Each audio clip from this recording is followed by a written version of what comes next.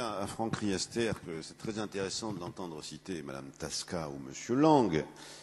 Il est vrai que, pour notre part, nous n'avons pas besoin de lire le journal pour savoir ce que pensent les ennemis de ce texte dans la majorité, puisqu'ils s'expriment ici. Nous les avons entendus à plusieurs reprises.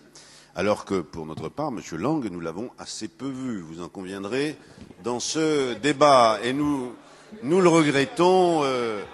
Vraisemblablement est-il un peu fatigué, et donc ceci explique cela. Je voudrais dire à Franck Riester que sur ce sujet précis de la double peine, nous sommes assez navrés d'avoir vu le rapporteur qui avait mis un peu du sien en première lecture pour tenter de gommer les aspects les plus condamnables et les moins acceptables de ce texte, en particulier la double peine. Et il nous a proposé un amendement en première lecture et a été adopté à l'unanimité. Et lui-même a dû manger son chapeau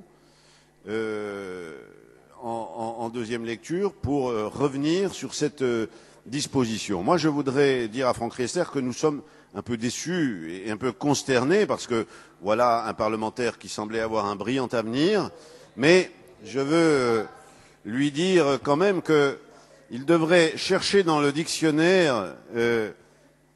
Est-ce que vous vous souvenez, cher rapporteur, de qui fut Alexis Godillot? Alexis Godillot, au XIXe siècle, fut un fabricant de brodequins militaires à tige haute qui fut utilisé jusqu'à la Deuxième Guerre mondiale.